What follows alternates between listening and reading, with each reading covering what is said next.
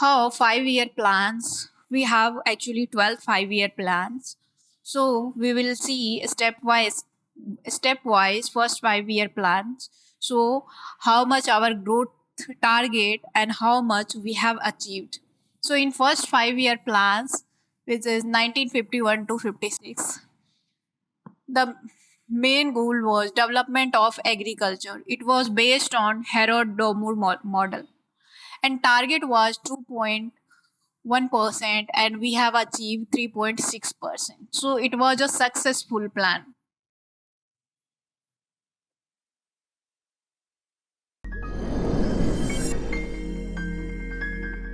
Hello everyone, my name is Sindhu and today we will see the economic planning.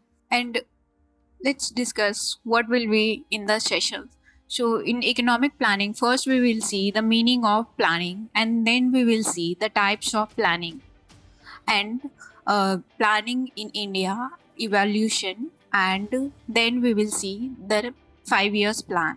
So, if we will see that why planning, at the time of independence, Indian economy was unbalanced. So there is a need for a concrete plan to come the economic on the track. So that's why planning was very important, and we will see how achieve in the planning. So first we will see the meaning of planning. So economic planning, what does it mean? Economic planning means time-bound program to achieve certain objectives with the help of available resources of planning authority. So and next we will see, according to the HD dictions, what the economic planning means. Economic planning is the making of major economic decisions such as what and how much to produce, how, when, and where it is to be produced, to whom it is to be allocated. The conscious decisions of determinate authority on the basis of a comprehensive survey of economy as a whole. So see what we see here, the central problem of economy is what to produce, how to produce, and for whom to produce. So these definitions also show us that what to produce, how to produce, and for whom to produce. Next, we will go for the types of planning. So planning on the basis of role of government, planning divided into two types: imperative planning and inductive planning. What imperative plannings means that all the economics decisions are controlled by the government. It's basically prevalent in the command economy. And in case of inductive planning, so in inductive planning, it's inductive planning based on decentralization.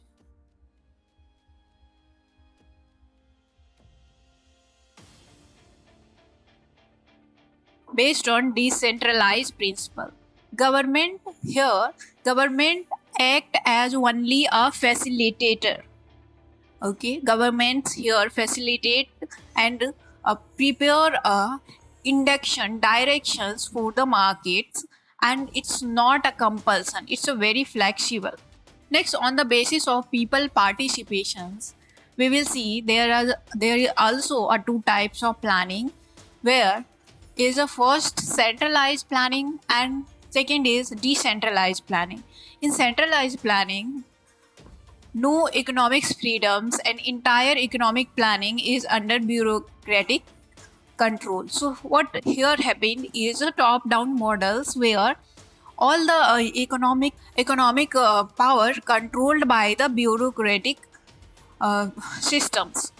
And in the decentralized, here the executions of plan from the grassroots levels. So you know that the 73rd and 74th constitutional amendment that shows our decentralized planning and how our democracy executed from the grassroots level, that is the Panchayati Raj systems introduced by this.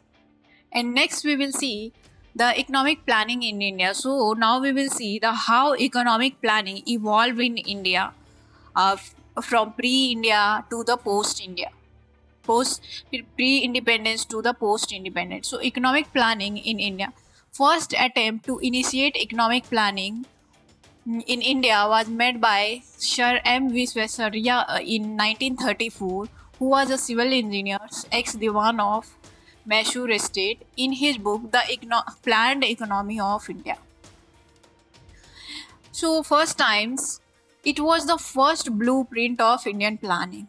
What his emphasis was, he emphasized on the industrialization shift of labor from agriculture to industry and doubling of the national income in one decade. So this plan was based on the US model. So here the shift of labor from the agriculture to industry and doubling national income in one decade. It's a very ambitious plan, you can see. Next, in 1938, the National Planning Commissions was set up under the chairmanship of Jawaharlal Nehru by the National Congress.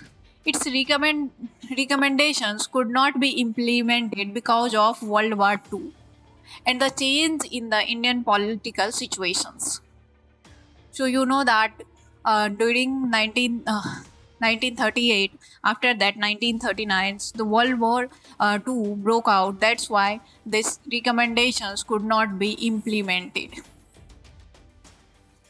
It stated that the objective of planning was to ensure an adequate standard of living for the masses, emphasized on the heavy industry and the land reform. So, see, we know that the British pre-independence India's problem was the land tenure systems, and our land reforms were very required for that time, and lack of industrialization. That's why the emphasis on the heavy industries. Next, we will see that in 1944, Bombay Plan. It was presented by 8 leading industrialists of Bombay, including J.R.D. Tata, J.D. Birla, and others. It saw a future progress based on textile and consumer industry, saw an important role for the state post-independence India. In 1944, also Gandhian plan was given by Narayan Agarwal, where the emphasis was on decentralizations, agriculture development, and cottage industry. As you know that Gandhiji always emphasizes on the self-reliance of our villages, and small and cottage industries were more emphasized by him. That's why here the plan also emphasized on them. In 1945, People's Plan given by M.N. Roy. M.N. Roy was a communist leader and he gave the People's Plan.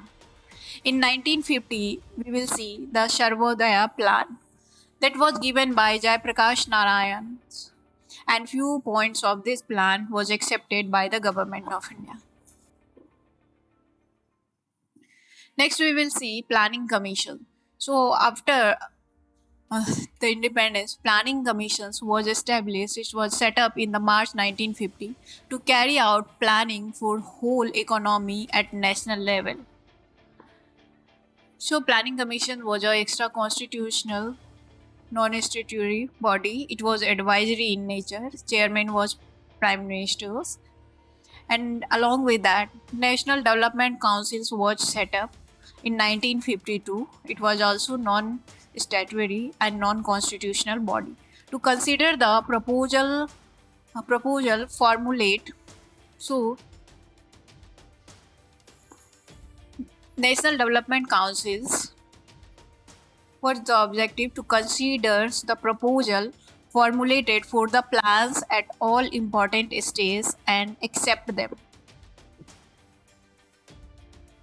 Next, we will see that How 5 year plans? We have actually 12 5 year plans. So we will see stepwise first 5 year plans. So how much our growth target and how much we have achieved.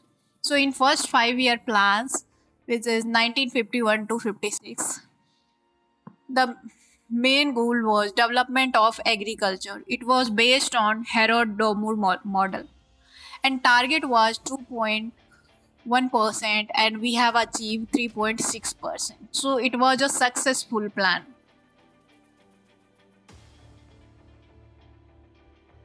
So this plan was a successful, very successful. In second 5 year plan, that was 1956 to 1961, development of heavy industry, and target was 4.5%, and we have achieved 4.1%. So it's also moderately successful plan. See, in second 5 year plan, heavy industrializations were emphasized because that time Indian economy was very unbalanced and very backward industrial. So that's why an emphasis on industry was given in the second 5 year plan. Third 5 year plan, that 1961 to 1966, development of both agriculture and industry. Target was 5.6, and what we have achieved is 2.7. So that's a failure. In between, three annual plans were conducted, 1966 to 7 and 1968 to 69. And the fourth 5 year plan, that was 1969 to 1974. The main focus on growth with stability, and target was 5.7, and we have achieved 3.3. So here also we have see that there is no big success in this plan also. In 5 year plans, and fifth 5 year plan was 1974 to 1979. It was the period of emergency. So here the main slogan was removal of poverty. Target was 4.4, and we have achieved 4.8. Sixth 5 year plan, that 1980 to 1985. Here main improvement in quality of life. Target was 5.2, achieve 5.7. So it's a successful plan. Seventh 5 year plans, 1985 to 1990, and advent plan for 2 years, 1991 1992, and social welfares and poverty eradication. Target was 5, achieved 6. So in eighth 5 year plan, 1992 to 1997, give a dynamism to economic target 5.6 and achieve 6. See, eighth 5 year plan is very important because that was the period after the liberalizations, 1991 reform. So that's why this plan very successful and dynamism. So what our target was 5.6, and we have achieved 6.8. In ninth 5 year plan, 97 to 2000, social justice and equality, target was 7 and achieved 5.6. In 10th 5 year plan, 2002 to 2007, reduction of poverty, target was 8.2, and we have achieved 7.8. In 11th 5 year plan, that is 2007 to 2012, faster and more inclusive growth, target was 8.1, we have achieved 7.9. 12th 5 year plan, 2012 to 2017, faster, sustainable and more inclusive growth, target was 8. So see, after that, after 12 5 year plan, our economy discontinue and dismantle the planning commissions, and we have constituted a new body that set up in 2015, by replacing the planning commissions. So, economic Niti Aayog, just it was a think tank.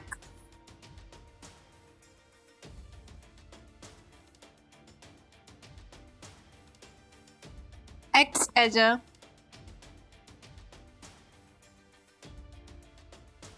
it acts as a think tank and advise government about the policy, and our 5 year plan discontinue after the 12th 5 year plan.